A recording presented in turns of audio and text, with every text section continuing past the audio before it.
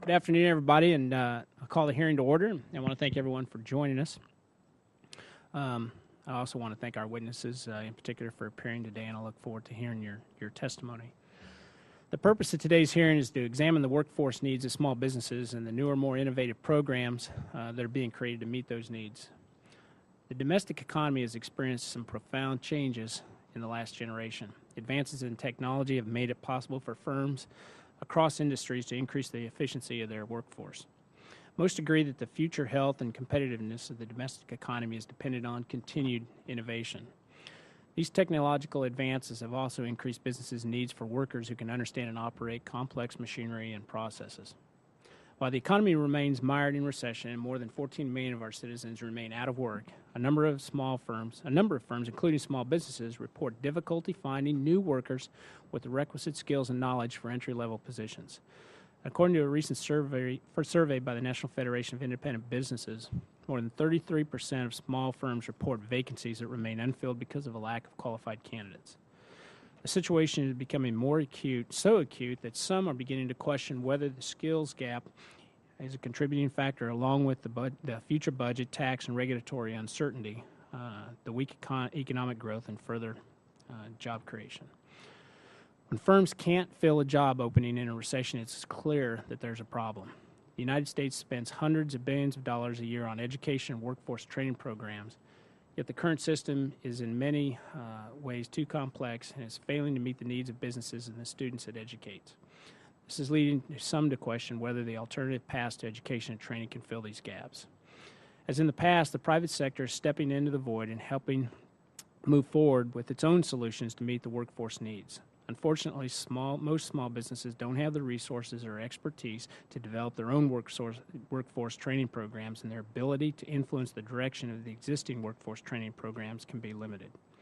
Proponents of industry-led credentialing programs claim they help small businesses compensate for these limitations by providing students and workers with a broad base of occupational knowledge and skills necessary for entry-level and more advanced jobs. The committee is going to hear from 4 witnesses that are intimately involved in these efforts, and I appreciate, again, their participation in this hearing, and I know some of you traveled a ways, and I appreciate that as well. I'm now turn to Ranking Member Velasquez for her opening statement. Thank you, Mr. Chairman. As our nation strives to regain its economic momentum, it is critical that companies of all sizes have access to the skilled workforce they need to succeed. In fact, in the next decade, nearly 2/3 of all job vacancies will require some post-secondary education, and this will only increase as the pace of technological change accelerates. For small businesses, a technically proficient workforce is especially essential, as they create 70% of all new jobs. While this demand for skilled workers is increasing, educational attainment has unfortunately begun to fall. For the first time in American history, today's young adults risk having lower educational attainment rates than their parents. Although more than 70% of high school graduates enroll in advanced education barely have completed their bachelor's degree within 6 years, and less than 1/3 earn their associate's degree within 3 years. And despite progress in improving high school graduation rates in the last decade, 1/4 of all public high school students and nearly 40% of minorities will fail to graduate with their class. As a result, many employers find that graduates are ill-prepared in both technical education and basic skills, such as oral and written communication, critical thinking. For businesses, this reality has dire consequences. If we are unable to meet the demand for trained workers, our economy will be less able to compete globally. The manufacturing sector in particular faces challenging obstacles due to this deficiency. A recent report found that roughly 80% of American manufacturers were unable to fill their vacancies with qualified laborers, and many foresee increased shortages ahead. For workers, this trend also has important ramifications. While demand for higher skilled labor is rising, many traditional low-skilled jobs have been permanently lost during the economic downturn. The jobs that will replace them will be very different and require increasing amount of skill and training. The Georgetown Center for Education and the Workforce found that an estimated 47 million jobs that will be created by 2018, two-thirds of them will require workers with at least some college education. As a result, it is increasingly important not only for businesses, but also the labor market and the economy overall to address this skill gap. Targeted post-secondary education, such as skill certification system, can assist small firms secure qualified employees to help them grow. Novel partnerships among industry, educators, and policymakers are also playing a role by preparing the workforce and incentivizing school completion. Such direct career pathways between students and employers are vital. If proven successful, these efforts may be duplicated in regions and states throughout the country. Efforts such as these that we'll discuss here today are critical to our economic recovery. By preparing America's workforce to compete in the global marketplace, firms will be better positioned to succeed, paving the way towards stronger growth. Prudent investment in training and education will also reduce the unemployment rate, leading to higher consumer confidence and demand. This is exactly what our nation needs now as we look to turn the corner, create more jobs, and ensure that America's small businesses are prepared to move our economy forward. And with that, I would like to take this opportunity to thank all the witnesses for being here today. Thank you. And you back. We're going to have a series of votes coming up here before long, so we're going to try to get through our opening statements as quick as possible. We'll recess, and then we'll come back. By no way do I want you've each got 5 minutes, but don't rush as a result of that, because we definitely want to hear what everybody has to say. Unfortunately, Nidhi and I don't make the schedule. They won't listen to us. Our first witness is Jennifer Mcnally, who's the Senior Vice President of the Manufacturing Institute that's headquartered right here in Washington, D.C. In her capacity as Senior Vice President, Mrs. Mcnally has been responsible for developing the NAM-endorsed skills and certification system, which will be the subject of her testimony today. We appreciate you being here. Thank you.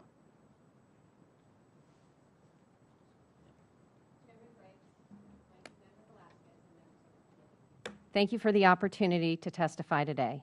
I'm Jennifer Mcnally, Senior Vice President, the Manufacturing Institute, the 501c3 affiliate of the National Association of Manufacturers. Our mission is to support the nation's manufacturers. For a generation now, the common perception has been that manufacturing in America is dying. But the facts show differently. The United States is the world's largest manufacturing economy, producing 21% of global manufactured products. Manufacturing supports an estimated 18.6 million jobs, 1 in 6 private sector jobs. Manufacturing employees earn above the national average in salaries and benefits, and 93% of U.S. manufacturers employ less than 100 workers. While manufacturing remains an important economic force in this nation, it faces serious challenges: a significant increase in the structural costs, an absence of a coherent, coordinated national trade policy, the lack of an innovation strategy. And while these and other issues play out in the front pages of the newspapers, there is another challenge, one that threatens not only manufacturing, but also companies in every sector: the deteriorating condition of our nation's workforce. In our most recent skills gap, just completed last week, 82% of our manufacturers reported a moderate to serious shortage in skilled production labor.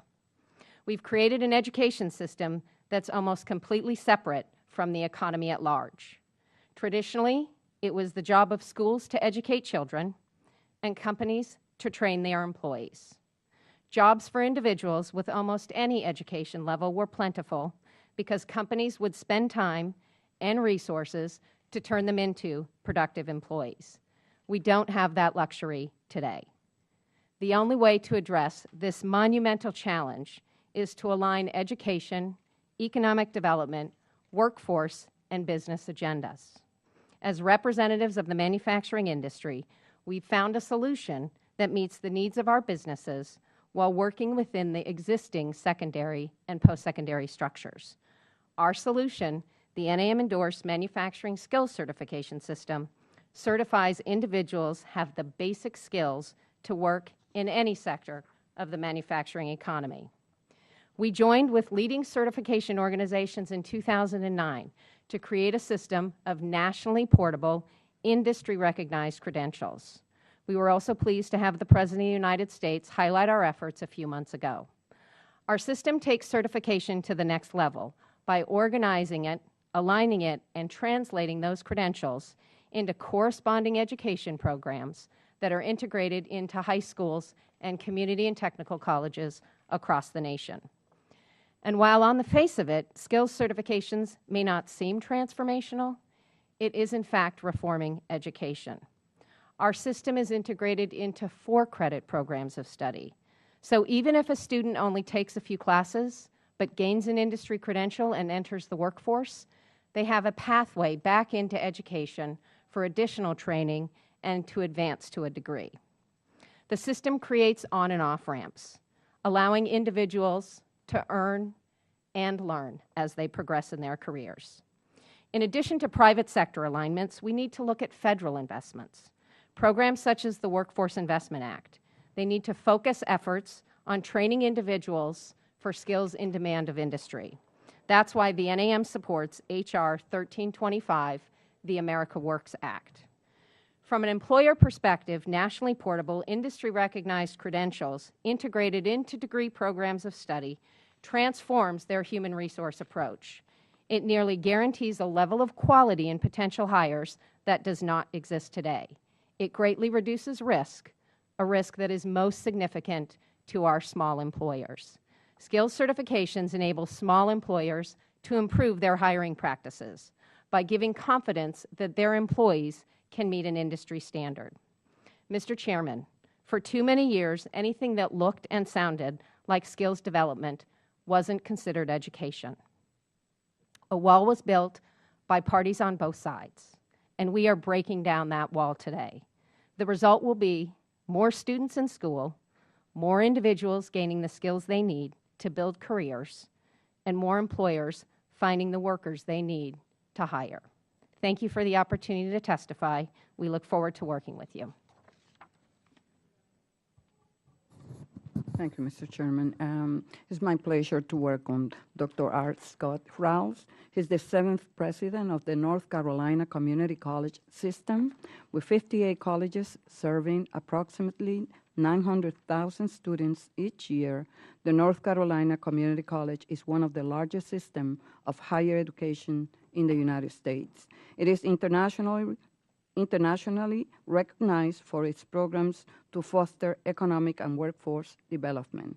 Prior to his current position, Dr. Rawls served as the president of Craven Community College during a time when the college achieved record enrollment growth. Welcome. Thank you. Mr. Chairman, Ranking Member Velasquez, members of the committee, it's an honor to be with you today. My name is Scott Rawls. I'm president of the North Carolina Community College System. I represent a system that serves 1 out of every 8 adults in the state of North Carolina. Our system originated as an innovation to foster statewide economic prosperity through workforce development. In the 1950s, North Carolina was one of the poorest states in the country on a per capita basis. We were limited to textiles, tobacco, and furniture production.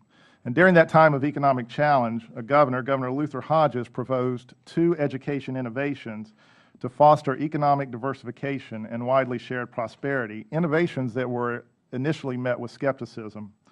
One was the creation of a research park in the middle of a pine forest between 3 notable universities, what is now known as Research Triangle Park, a hub of one of the fastest growing technology economies in the United States.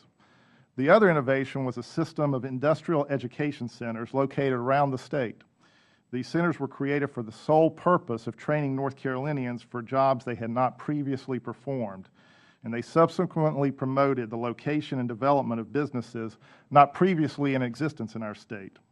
Our current system of community colleges in North Carolina, today the most comprehensive in the nation, emerged from this innovation, as did a mantra frequently heard in our state, that education is economic development. And over the last half century, a variety of workforce development innovations have occurred through our system.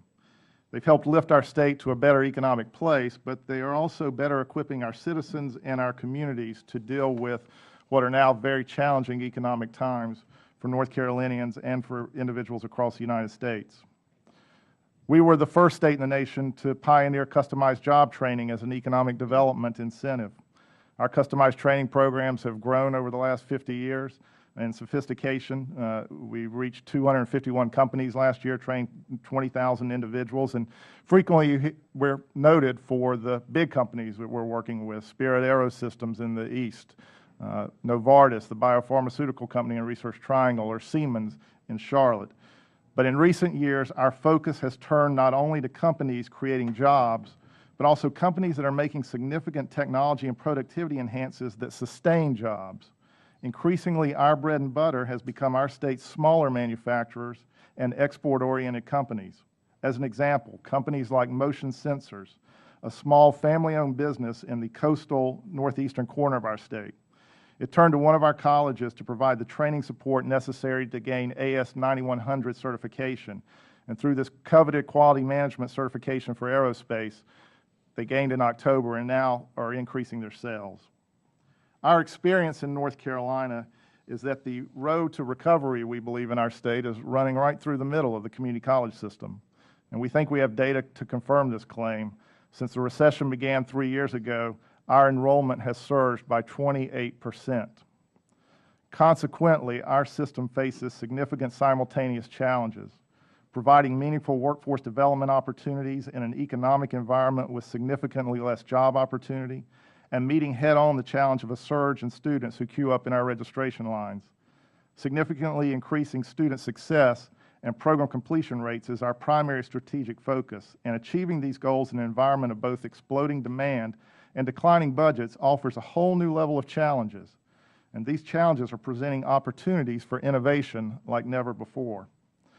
A greater focus on industry certifications and licensures is part of the answer because they help us address the simultaneous challenges of workforce opportunity and program efficiency. First, industry-defined certifications mean something.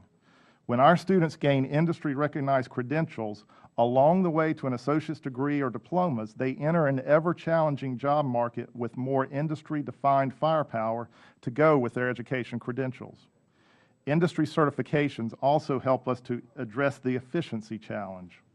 When employers collaborate to clearly define their skills targets, as the National Associations of Manufacturers Certification model does, it provides us a clear target to focus our efforts and a framework to work across multiple degrees and training programs. That is what is happening in North Carolina right now. Faculty members across multiple colleges are redesigning curriculum standards in over 80 different degree programs, using the NAM-endorsed system as a model. Building on a foundation of core academic and personal effectiveness competencies that cut across industries and multiple degrees, we can layer or stack core technical workforce competencies and industry certifications. Bottom line, we can be even more responsive to industry and more efficient in our operations, which we need as well. What we're also doing in North Carolina is we're working across our programs. Ways in which degree programs work with non-degree, federally funded programs with state-funded programs, and we're looking for innovations across program areas. One of those areas has been an effort called Jobs Now, where we've combined industry certification, career readiness certification, workforce skills, where students can gain those skills in 6 months or less in core areas of need. In the last 2 years, 20,000 North Carolinians have participated in that program and gained over 17,000 certifications. Real quickly, I'd like to just share you a story with a student that I met last year. One of the program participants in Jobs Now that I met while touring one of our mountain colleges. At a makeshift outdoor pipe fitting training lab, a most unlikely looking college student named Tim Price stopped me to say thanks. And that's a thanks I want to pass on to you today for your support of our federally funded programs. A big burly mountain of a man, all layered in his work clothes, Tim wanted to say thank you because, as he said with an emotion in his voice, for the first time in several years, both he and his family were feeling economic hope. Years earlier, Tim had been one of many victims of the furniture company layoffs in our state. and his immediate family had faced several medical challenges that would have been difficult for someone of any economic circumstances. A couple of months ago, I called back to Isothermal Community College to check on Tim, and I was delighted to learn that he had recently been employed as a pipe fitter with one of North Carolina's energy companies, making $16.40 an hour with medical coverage for his family. Tim's story illustrates something that I've heard one of our greatest champions, Melinda Gates, has been known to say, that the line between poverty and middle class today runs through our nation's community colleges. I believe that, and I also believe it's why our mission and our focus as community colleges, our focus on innovation and workforce development, has never been more important for our citizens, our communities, our state, and our nation. Thank you. Thank you, Mr. Rawls. Our next witness is Scott Watkins. He's the CEO of Modern Tech Squad in Bonifay, Florida. Mr. Watkins is part of a 3-family-member small business operation that provides computer IT services to local businesses. He's testifying on behalf of the Computer Information Technology Association, and welcome. Good afternoon, Chairman Graves, and Ranking Member Velazquez, and distinguished members of the committee. As mentioned, my name is Scott Watkins. I appear here on behalf of my company, Modern Tech Squad, and as a member of the Computing Technology Industry Association, also known as Comptia. My company is the only Comptia authorized service center for computers, networks, and server support in the Florida Panhandle. I want to thank Chairman Graves and members of the committee for holding this hearing on the value of the industry-led portable skills credentials. This is an extremely important issue for both my company and for countless other small businesses across the nation. Small businesses are the backbone of the American economy. As I'm sure you're aware, there are an estimated 30 million small businesses in the United States, which employs over half of all private sector employees.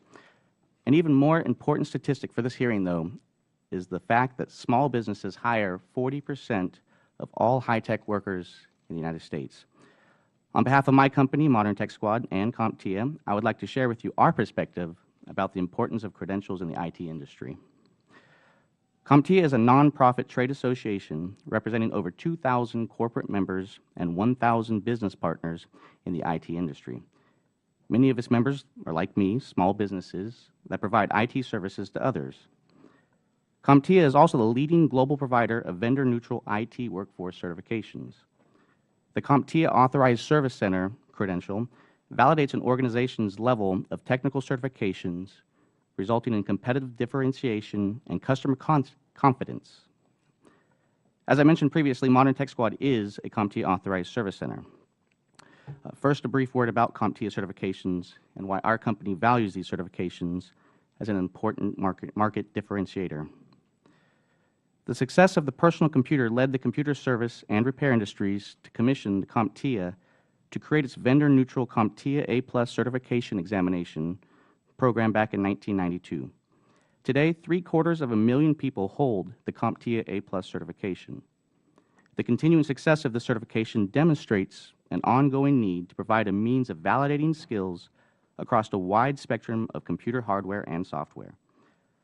Following on the success of A+, Comptia developed and introduced the Comptia Network Plus and the Comptia Security Plus certifications.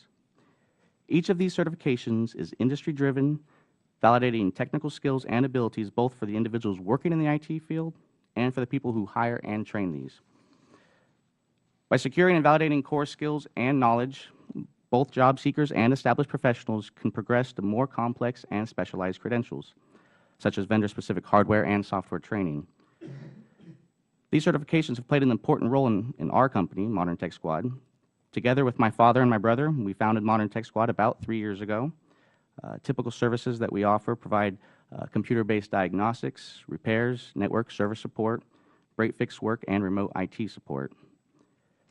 At the time that we started the company, my father was a general contractor, and my brother Matt, he worked with him in the construction field. You may remember about 3 years ago as the economy hit bottom in the housing industry, and things were pretty tough. I had, on the other hand, been an IT manager at a local hospital and had suggested the three of us start Modern Tech Squad.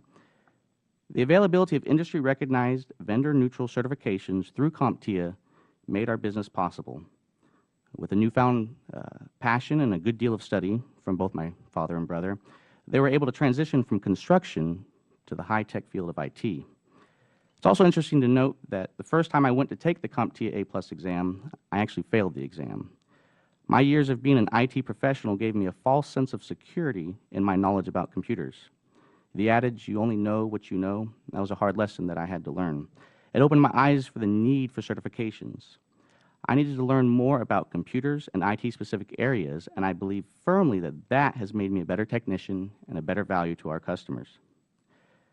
Many of our customers, over half of them in fact, are small businesses just like us.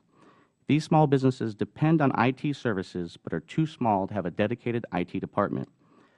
We've heard horror stories of small businesses hiring an IT person to come in and provide a solution, claiming to know what the solution would be, only to realize that that was not the case. A small business simply cannot afford to spend their hard-earned money on solutions that do not work. With a Comptia certification, I know that the customer will have a peace of mind that their hard-earned money is being well spent on someone who is trained properly and who provides the right solutions the first time. Comptia's credentials also allowed us to chart a successful business plan. There are over 3,800 registered IT-based service companies in the state of Florida. In our rural part of Florida, in the Panhandle, there are 11 such companies just in our area alone offering the same services that we offer. We felt that a great way to differentiate ourselves was to highlight the fact that we are Comptia certified. Our strategy was dead on. In only 3 short years, we have not only held steady, but we've grown to now 10 employees, and nothing seems to be in our way for growing more. Comptia certifications are just the beginning for us, though. The concept of stackable credentials is essential to provide an even higher level of service to our customers. My brother Matt and I are currently studying for the Microsoft Certified IT Professional certification, and many of our employees are also pursuing IT credentials in the additional IT fields. We see a lot of opportunity for expanding our business based on stacking these vendor-specific certifications on top of the Comptia certifications that we already hold. In conclusion, here's the bottom line. Industry certifications are a necessity.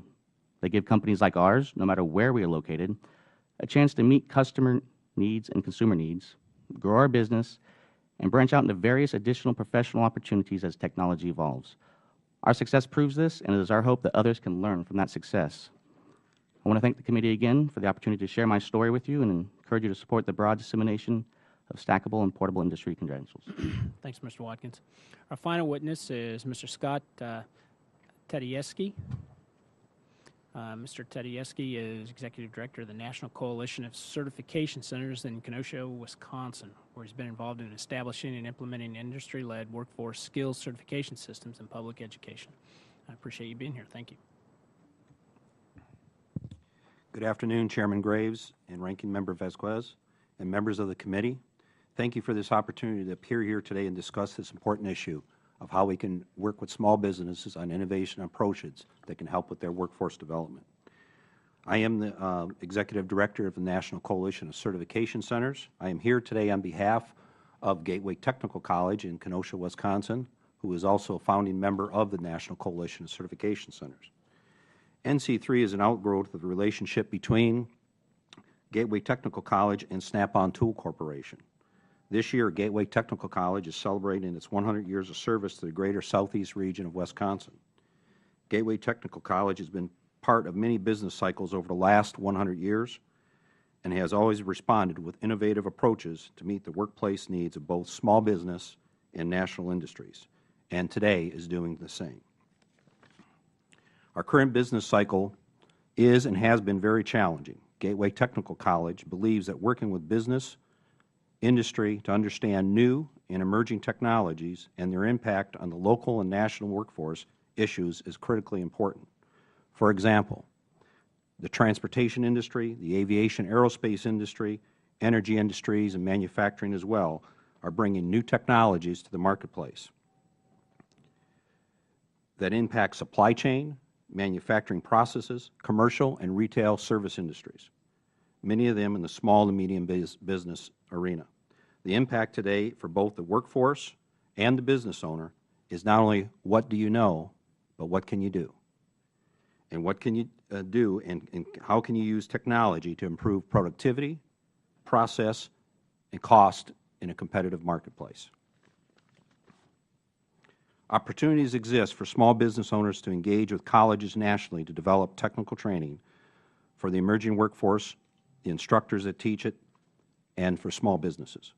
Additionally, these efforts will have a positive cascading effect down to high schools and middle schools, which is equally as well critically important, as when we think about our 8th graders out there today, within 8 semesters, they will be graduating from high school, and where will they be?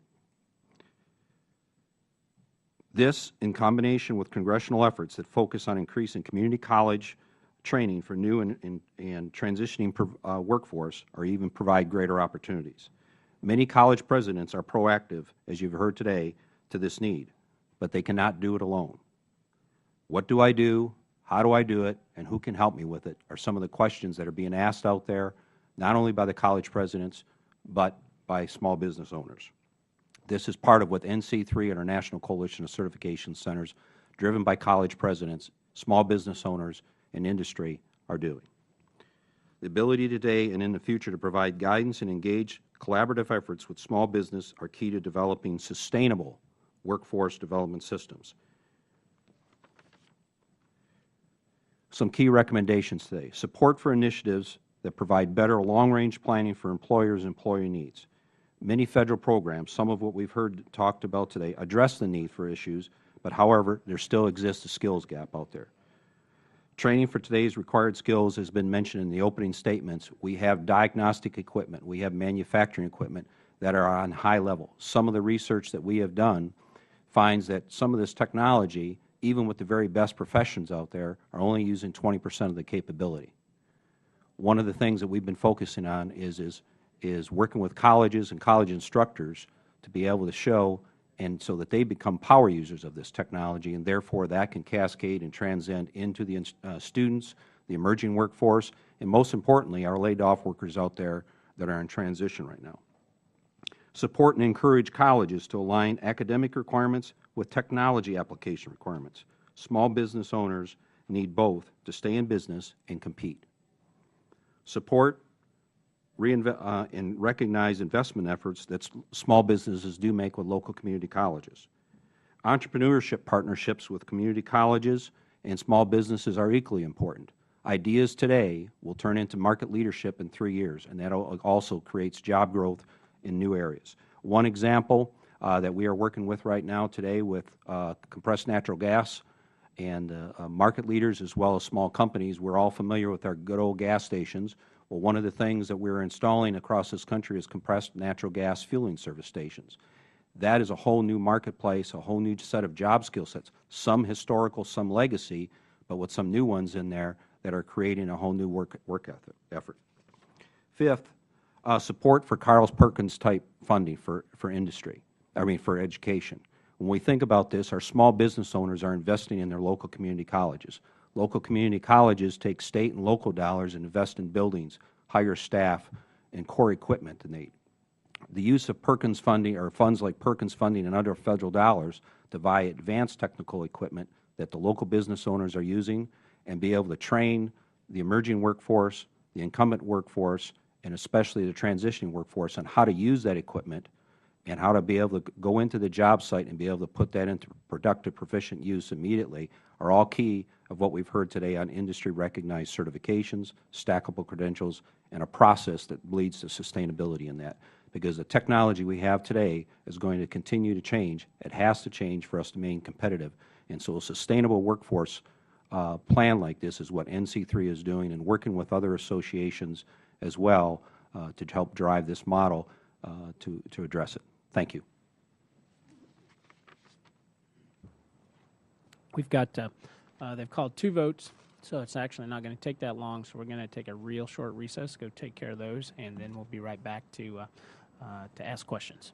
So with that, we will recess for, I'm going to say approximately 20 minutes, maybe 30 minutes.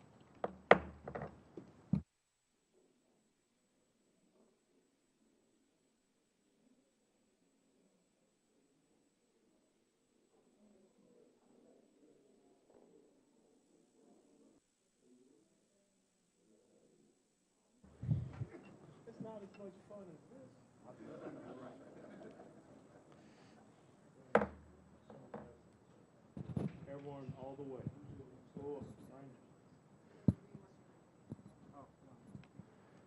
We'll call this hearing back to order. and start right away with questions. And I have one fairly simple one and it's for everybody out there, and then I'll move on. But Ms. McNally, you mentioned that training programs have had a low priority in public education, and my question is, are we placing too much emphasis on in high schools or in our public schools on preparing those students for a four-year college or four-year continuing education program, and not paying enough attention, to those students who aren't bound necessarily for college? I guess that's the question, and I'll start with you, Ms. McNally. That's a great question, and I think as a nation, culturally, we have a sense that every young person wants to go to college. What we haven't done is, in fact, redefine what real college is with labor market value. And statistically, we all recognize that not every young person is going to go and achieve a four-year degree. In fact, our dropout rates are astounding in the completion side, and we incentivize counselors to benchmark students towards four-year degrees, and parents equally play a role. And I think we have a long way to go in helping parents understand that industry-based credentials that could be achieved in high school and in post-secondary education are important tools that in turn allow somebody to have good family-sustaining wages, but also a lifelong career that would allow them to enter back into the education system when possible for them. Dr. Rawls? I believe the short answer is yes, and you can look at data within our state. I think recent studies have shown that the biggest skill gap is between those students, those jobs that require above high school but less than 4 years of college. So I think there is that issue, and I think everybody's in support of technical and vocational education. The challenge is priorities. As some say, everybody's in favor of vocational education just for other people's children. So it can be a real challenge. But I also think the longer answer is it's not that easy. It's not so much either or. And too often within education, we look at these either or scenarios. It's not either industry certification or a degree. It's really both. And it doesn't have to be either four-year college or technical certification or technical degree. When degrees combine applied skill with the rigor of, say, engineering STEM, those are the best opportunities for students, when students can take applied skills and move to a four-year program. And what we see more and more in community colleges is we're becoming a new form of graduate school. Students gain four-year degrees and come to community colleges as somewhat of a finishing school. 25% of our nursing students already have degrees before they enter into our programs. So it's not as easy as either or, and too often I think we create these either or scenarios. I think Dr. Rawls really nailed most of those points on the head. You really can't downplay the benefits that you get from college. Knowledge and skills that are earned in college are vital for any potential worker, but I think it's the combination of that with the credentials that make the workers able to be the most viable asset to small businesses, as in our case. So I think that's. Everything's been said is right on. I think what I would add to that is a lot of, especially for small business employers, whether they're coming out of with a four-year degree or coming out of high school, two things. A lot of students simply can't go on to 4 years right away, even if they want to strive to that, because financially they need some money. Okay, and if they don't have skill sets that only allow them to go work at Taco Bell or someplace that with minimum, they're never going to get the four-year education. So providing some of these skill sets that allows them to get some jobs that are at small business that want to develop them and evolve that young person is critical. I think the other part of this is that what has been mentioned already is a lot of four-year students that are coming out of colleges realize they have a lot of tremendous knowledge, they know a lot of things, but in today's marketplace, especially in this market that we're in now and coming out of this, is going to require, what can you do? Can you actually put some things into practice? Although it may be entry level, but can you take that tremendous knowledge you have and help us on the productivity side and bring those ideas and put them to work in manufacturing process, especially in the supply chain, which is a big part of what we're here today, because our small businesses are key in that supply chain. Ranking Member Velasquez. Thank you, Mr. Chairman. Dr. Rawls, I would like to ask my first question to you, but I will want to hear comments from the other witnesses. The success of efforts to tie workforce and economic development will depend in part upon how quickly they can respond to rapid changes in technology and industrial processes. We know that the marketplace is constantly changing. So how can we build successful partnerships between educators, industry, government, that do not just adapt training programs once, but instead remain engaged to the constantly demands of the marketplace? I think you've probably hit on what is one of our greatest challenges. I think the beauty of the certification process that we've been talking about is community colleges, our role with education, I think we're probably the closest of all educational institutions in terms of working with employers. That's just the nature of who we are. And in that regard, our role is to hit targets. If we have to define the target and then hit it, that's a longer period of time. That's why working with certifications, working across multiple employers in similar areas with industry associations helps us in dealing with that issue of constant change, because as the employers help to define the constant change, we can keep our focus on the training programs and hitting the targets. A real challenge for community colleges now, we were talking about at the break, is the simultaneous challenges of the increase in demand. As I mentioned, in North Carolina, we have a 28% increase since the recession started. The budget challenges that we, like everyone else, is facing, but then the real necessity to constantly be innovating in areas, for instance, energy efficiency. We have to move energy efficiency ideas into HVAC programs and automotive programs. So a real challenge for us is to be able to fly the plane and redesign the plane and insert new parts into the plane all at the same time. And that's where we struggle. That's where programs like the Perkins funding and other plays an important role in helping us to have some of that resource to be able to do that. Yes, Ms. If I may, one additional aspect to certifications that benefits particularly small businesses is the ability to assess a set of knowledge, so that if technology has in fact training, you're not going to go back and retrain them on basic health and safety if they've been certified in it. You're going to get them to what is actually that 20% change in technology. So in working through our nation's community colleges, which we really think are on the front lines of redeveloping our nation's workforce, it gives them the opportunity to then customize and specialize what I refer to as that 20% difference. When 80% of the core has remained the same, but 20% has changed, there's still a 20% barrier to employment. Grounding in industry-based credentials allows individuals to step out of what they already know and really train and accelerate back into employment with that difference. And I think that helps with giving good guidance as Scott and his team are trying to hit the target. Yes. Just a quick point to add to that. Coming from the small business sector and also from the IT field, it's interesting that we actually provide services for local healthcare and education systems. And I think the biggest thing in the IT field, especially since it's a vastly growing market, is getting it from the consumer to the people providing the services, to the people training the program, streamlining those targets and those needs to each individual thing. I think that's going to be one of the key factors.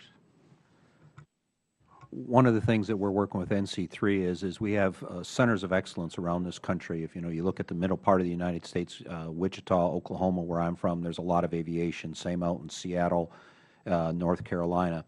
But we also have community colleges across the country that have a lot of small businesses that support those industries. And so this is one example to where when we develop some curriculum, training materials, knowledge, how do we work with small businesses in these areas, one of the things NC3 is doing is to make sure we share that with these small businesses and other colleges around the country so that they don't have to reinvent the wheel. So whether it's certifications is one part of it, but to sustain it, how do you help your instructor become a power user? How do you integrate that model in there without having to restart over? Because again, that small business owner has been mentioned.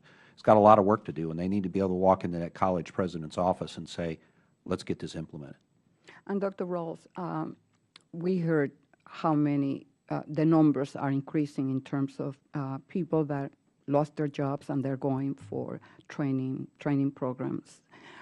do you have any metrics that measures success in terms of not the numbers that get into the program, but in terms of job placement and job retention?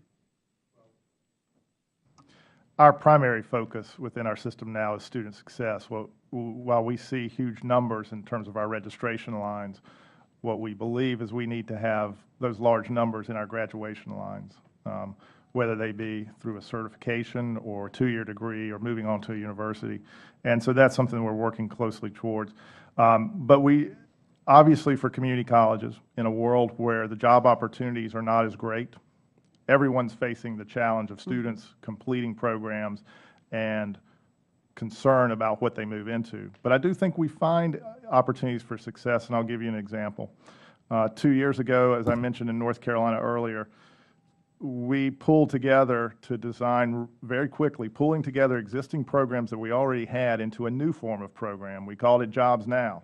It was a way in which we took existing things that we had and said, let's provide a 6-month opportunity where students can gain a recognized industry certification, career readiness certification, which is part of the NAM system, as well as employability skills. And we want to design that all within 6 months. And then we did research before the recession. What were the jobs where the gaps were? What could you do that in? And we gave the opportunity to the colleges, too, to find what is the most important opportunities that you think coming out of the recession will be there. Now, what we found is that colleges, if you looked at the types of programs they were putting together, the 5 most popular, 3 were healthcare, they were nursing assistant, phlebotomy, the other 2 were welding and heating and air conditioning programs, but a new way of delivering. And what we found is that with the Workforce Investment Act students who were funded through the Workforce Investment Act, and this has only been within 2 years that this program's been in existence, 54% of those who participated are already employed. Now, we'd certainly like for that to be 100%. But in that environment, with a program that's only been in existence in 2 years and rethinking that, we think that's pretty good. And I think the focus was how do you accelerate and how do you target to where you think the jobs will be, tying the economic goals with the workforce development goals. Do you have any comments on that?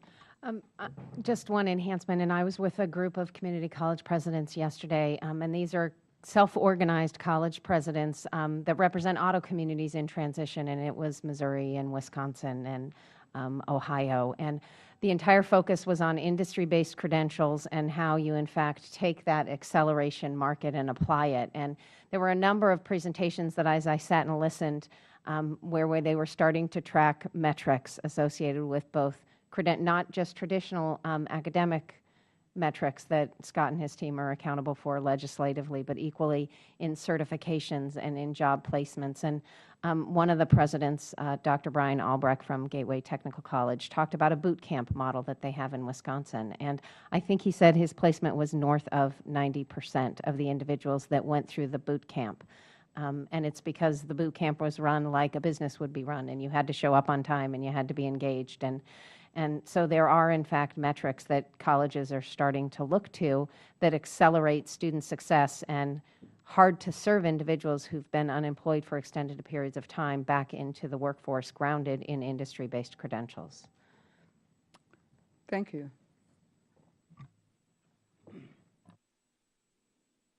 Thank you, Ms. Chairman, and also Ms. Ranking Member.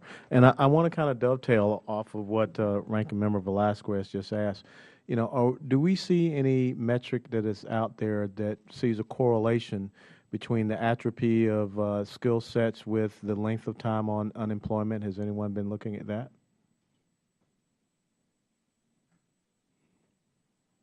I'll say to the best of my knowledge, it hasn't been codified in research. I asked a research question to our Department of Education representatives yesterday in this forum on the automotive community, just seeing that there have been significant federal investments in job training and retraining, and it gives us an opportunity to start to look at that longitudinal data, but to the best of my knowledge, they're not tracking them yet. But I do think the opportunity exists, and there certainly is a willingness to get to a more integrated participant support mechanism that allows for that to happen. Okay.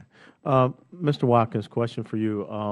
You know, in the IT field, you know, my youngest daughter just started high school, and the things that she can do with a computer is, you know, unconscionable, especially, for someone like myself. So when I think about certification programs, I mean, is it possible that we can start getting, especially in the IT field, some of these certification programs down and even into the high school level, where we can start developing that talent even earlier instead of waiting later? I'd like to get your thoughts on that. First, I'd like to say I have a 18-month-old daughter, and I got a little netbook, and she seems to have, yeah, outstanding adept at using that. But interesting that you asked that. Michael Mcnally, he's the local IT director for Holmes County School Systems, and that's something they're already working toward. In particular, Comptia, the certifications that they have at a high school level, that gives a great foundation if they want to go directly into the workforce after high school, or if they want to use that as a foundation for going to college. It's something that I think is extremely important, and I think that that's a very good thing to do. I would echo a good example of that's the Cisco programs. Cisco academies, you'll have regional academies, and you'll have high school-based academies that are cooperating with community colleges and moving on to the universities with CCNA and CCNP. And again, with another thing about certifications that I think helps in this process is it's based on competency. It's not based on seat time. So if a student gets a certification in high school and a CCNA, there's no reason why they have to get a CCNA when they get to college. And so we can be more efficient about education in that regard because we have trust in the standards that are out there, in these cases, standards that are defined by industry. We actually have an example in San Antonio, Texas, with a Career Academy High School that is training individuals, and they happen to support the aviation and aerospace industry and workforce. And we had the opportunity to bring one of the young women to Washington, and not only did she come, she's a first-generation college goer now. She's graduated from high school, but she graduated from high school with industry certification and college credit. And it was 36 college credit hours that she walked into that community college with. Not only that, she's employed with an employer who, in fact, is helping to support her post-secondary education, and this in a family environment that didn't necessarily have an opportunity to understand the importance of post-secondary education, and she will be the first college graduate. And industry-based certifications linked to employment, a number of our employers all invest in continuing education for their employees, and having that link and that opportunity really helps create and strengthen the future for those that traditionally have not had access. If I could add to that, one of the things that we're working on is, if you think about it, especially in our 6th, 7th, and 8th grade areas, we know we lose a lot of kids on math, okay? And for the math teacher today, they try and introduce them to, with the use of calculators, algebraic equations, and those type things. One of the things that we're doing, are going to be doing, is through our community college, because this is part of their feeder system as well, is to bring an electric multimeter, a digital multimeter, into those classrooms. Why? A multimeter is really just another calculator, except it gives you an actual measurement and gives you actual relevancy that every small business owner can participate, come in and teach. A lot of things to integrate that to bring those certifications in, as well as keep those young people in school. So there's things like that that are applied. You can apply that to torque, all kinds of things that impact manufacturing, small businesses, computers, assemblies, all those type of things. So yes, it's absolutely important if we're going to change the dropout rate. And I think you just hit on the critical aspect. We have to make education, even in high school, relevant. It's not just teaching the theory. Now we need to talk about the practical application thereof with the local private sector, so that we can start growing that talent that can go into that private sector. And every kid does not have to go into college, but they can have a certain skill set that they can be a contributing member to that community. Thank you very much. I yield back.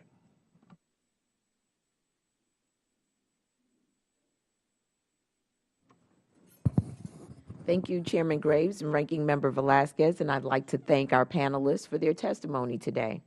I'd like to make it clear from the outset that I agree with many of the points that you've raised, that our nation's educational systems need to be reformed to reflect the realities of a 21st century economy, and appreciate the valuable services that you provide to that end.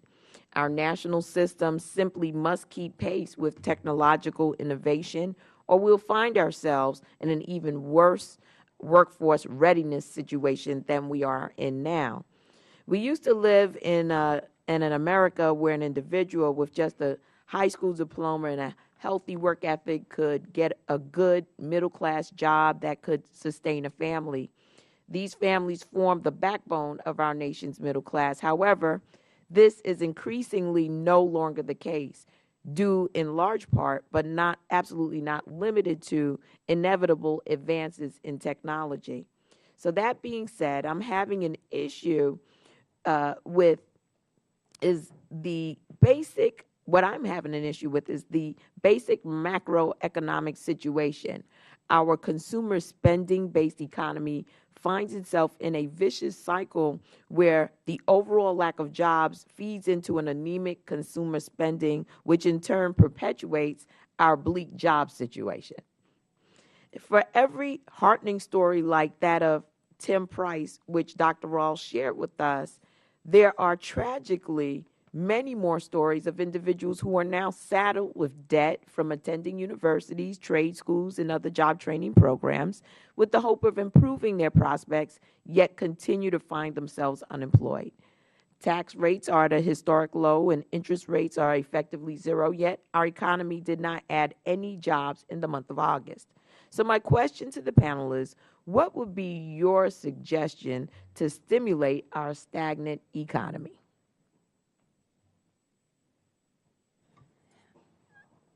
I don't know that I have a silver bullet, but I do know that education is the pathway out for a nation, because fundamentally, we as a nation are doing more with less.